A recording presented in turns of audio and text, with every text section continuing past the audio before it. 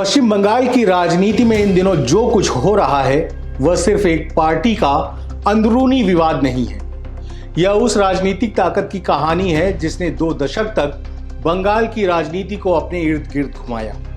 लेकिन अब उसी पार्टी के भीतर से असंतोष की आवाजें उठ रही हैं। तृणमूल कांग्रेस यानी टीएमसी, जिसे ममता बनर्जी ने अपने संघर्ष, जनाधार और राजनीतिक कौशल के दम पर खड़ा किया था, आज अपने सबसे कठिन दौर से गुजरती दिखाई दे रही है। पार्टी के सांसद इस्तीफा दे रहे हैं, विधायक अलग गुट बना रहे हैं, वरिष्ठ नेता नेतृत्व पर सवाल उठा रहे हैं और कांग्रेस के साथ संभावित विलय की चर्चाएं राजनीतिक गलियारों में गर्म हैं।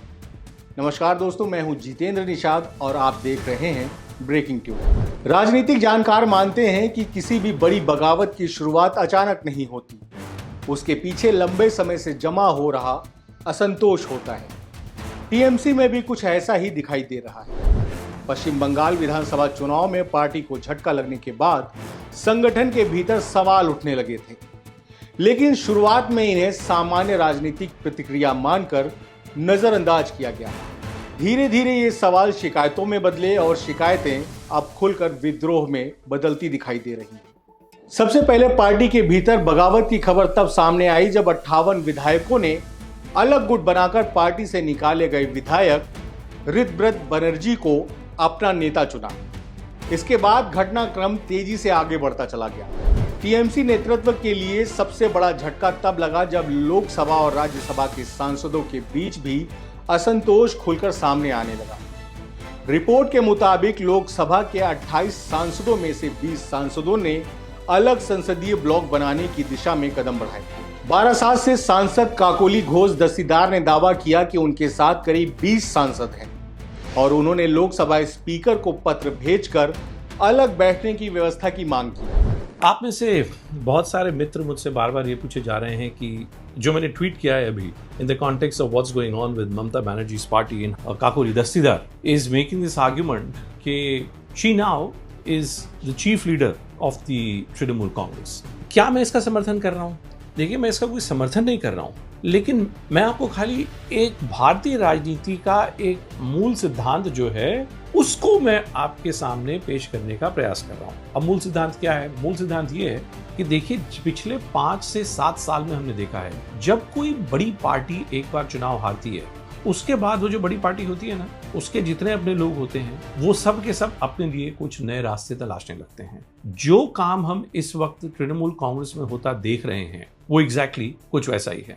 अगर आप आंकड़े देखिए काकोली जी क्या कह रही हैं। काकोली दस्तीदार जी कह रही हैं कि भाई 28 जो सांसद हैं out of the 28 MPs of the Trinamool Congress in Lok Sabha, Kakoli Ghosh Dastidar says that she has a support of 20 MPs in Lok Sabha. There are pictures which we've all seen, which are going around. And she said that on the basis of these 20 MPs, she has decided to go and give a letter of support to the NDA with this rebel faction of the Trinamool Congress to the Lok Sabha Speaker. Much like what we'd seen with the Aam Aadmi Party, when suddenly overnight 7 Rajya Sabha MPs of the Aam Aadmi Party from Punjab, they decided to switch sides and they decided to join hands with the NDA. अगर यह दावा सही साबित होता है तो यह TMC के संसदीय इतिहास का सबसे बड़ा राजनीतिक संकट माना जाएगा, क्योंकि किसी भी क्षेत्रीय दल की असली ताकत संसद में उसकी संख्या और एकजुटता होती है। इस पूरे घटनाक्रम में सबसे ज्यादा चर्चा में अगर कोई नाम है तो वह है सायोनी घोष। सायोनी घोष सिर्फ एक सांसद नहीं है, वह टीएमसी का युवा चेहरा रही हैं। बंगाली फिल्म इंडस्ट्री की लोकप्रिय अभिनेत्री, पार्टी की स्टार प्रचारक और ममता बनर्जी की बेहद करीबी नेताओं में उनकी गिनती होती रही है। यही वजह है कि उनका नाम कथित बागी खेमे से जोड़ा गया तो राजनीतिक गलियारों में हलचल मच गई। सायोनी घोष वही नेता हैं जिन्होंने चुनाव प्रचार के दौरान टीएमसी के प्रति अपनी निष्ठा का खुलकर प्रदर्शन किया था। उन्होंने विपक्षी नेताओं पर तीखे हमले किए थे और ममता बनर्जी के नेतृत्व का जोरदार बचाव किया था। लेकिन अब उनके बागी खेमे में शामिल होने की चर्चाएं इस बात का संकेत देती हैं कि पार्टी के भीतर कुछ गंभीर चल रहा है। हालांकि सच्चाई क्या है यह आने वाले दिनों में और स्पष्ट होगा, लेकिन टीएमसी की मौजूदा स्थिति को समझने के लिए कल्याण बनर्जी का बयान भी बहुत महत्वपूर्ण है। उन्होंने सार्वजनिक रूप से कहा कि ममता बनर्जी को यह तय करना होगा कि वे उनके साथ हैं या अभिषेक बनर्जी के साथ। यह सिर्फ एक बयान नहीं था, यह सीधे तौर पर पार्टी के भीतर नेतृत्व और शक्ति संतुलन को लेकर उठे सवालों का संकेत था। कल्याण बनर्जी ने अभिषेक बनर्जी पर अहंकार का आरोप लगाया और कहा कि उन्हें वरिष्ठ नेताओं का सम्मान करना नहीं आता। राजनीतिक विश्लेषकों का मानना है कि यह बयान टीएमसी के भीतर पुराने और नए नेतृत्व के बीच चल रहे संघर्ष को उजागर करता है। किसी भी राजनीतिक दल में नेताओं का आना जाना सामान्य बात है, लेकिन जब एक पार्टी के सबसे भरोसेमंद नेताओं में से एक अचानक इस्तीफा दे दे तो मामला अलग हो जाता है। सुखेंदु शेखर रॉय का इस्तीफा इसीलिए महत्वपूर्ण माना जा रहा है क्योंकि वह सिर्फ एक सांसद नहीं थे, बल्कि पार्टी की वैचारिक और संसदीय आवाजों में से एक थे। वर्षों तक उन्होंने संसद और मीडिया में टीएमसी का पक्ष मजबूती से रखा। उनका पार्टी छोड़ना कई लोगों के लिए चौंकाने वाला था और उससे भी ज्यादा चौंकाने वाली बात थी उनकी आलोचना। उन्होंने चुनावी हार को ममता के 15 साल के शासन से जोड़ते हुए संगठनात्मक कमियों की ओर इशारा किया। उनके बयान ने उन तमाम चर्चाओं को नई ताकत दे दी जिन्हें अब तक केवल अफवाह माना जा रहा था। टीएमसी की राजनीति में पिछले कुछ सालों से अभिषेक बनर्जी का कद लगातार बढ़ रहा है।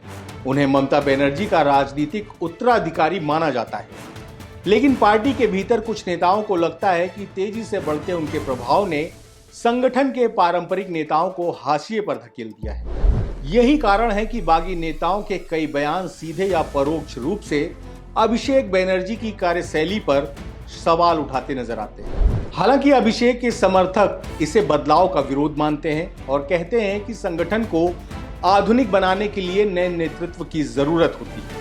टीएमसी संकट के बीच कांग्रेस के संभावित विलय की चर्चाओं ने भी राजनीतिक तापमान बढ़ा दिया है। दिल्ली में ममता बनर्जी और सोनिया गांधी की मुलाकात और अभिषेक बनर्जी व राहुल गांधी के बीच हुई बातचीत के बाद इन अटकलों को और हवा मिली।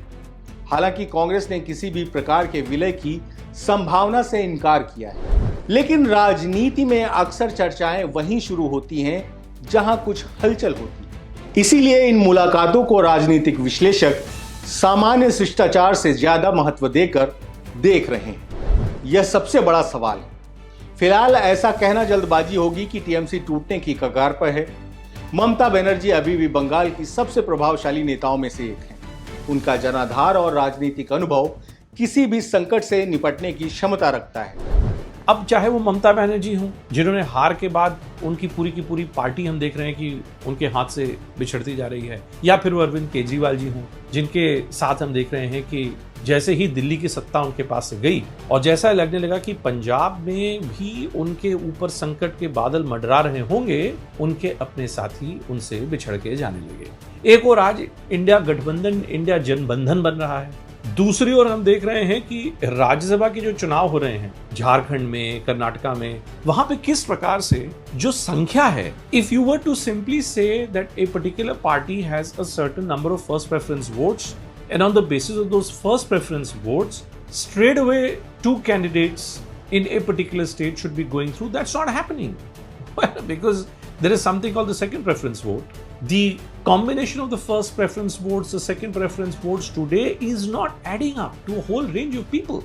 And Jharkhand is a classic case of that. You know, one of the corporate politicians, Parimal Nathwani, his links with the Reliance establishment are all well known. He decided to throw his hat in the ring from Rajya Sabha elections in Jharkhand. Now, does he have the numbers? Is he the official BJP candidate? No. But how is he showing the confidence that he will be in a position in which he can get up to those numbers? That confidence which Parimal Nathwani has is the same confidence which someone like a Kakuli Ghosh has, is the same confidence which someone like a Raghav Chadha had, which is this: you cannot afford to be on the losing side in this establishment. पूरा का जो पूरा game है, जो पूरी arithmetic है, वो इसी पे है कि आप लूजिंग साइड के साथ आप नहीं हो सकते। लेकिन ये भी सच है कि पार्टी के भीतर जो असंतोष अब तक बंद कमरों में था, वह सार्वजनिक मंचों पर पहुंच चुका है और यही किसी भी राजनीतिक संकट का सबसे गंभीर चरण माना जाता है। आने वाले कुछ सप्ताह टीएमसी के लिए बेहद महत्वपूर्ण होंगे। क्या ममता बनर्जी बागी नेताओं को वापस मना पाएंगी? क्या संगठन में बड़े बदलाव होंगे? क्या अभिषेक बनर्जी की भूमिका में कोई बदलाव देखने को मिलेगा? क्या सांसदों और विधायकों का बागी गुट और मजबूत होगा? इन सभी सवालों के जवाब आने वाले समय में मिलेंगे, लेकिन एक बात साफ है, पश्चिम बंगाल की राजनीति एक बड़े मोड़ पर खड़ी है और जिस टीएमसी ने कभी वामपंथ के अजय किले को ढहा दिया था, आज वही पार्टी भीतर उठ रहे सवालों से जूझ रही है। अब देखना होगा कि ममता बनर्जी इस संकट को अवसर में बदलती हैं या फिर यह बगावत बंगाल की राजनीति का नया अध्याय लिखती है।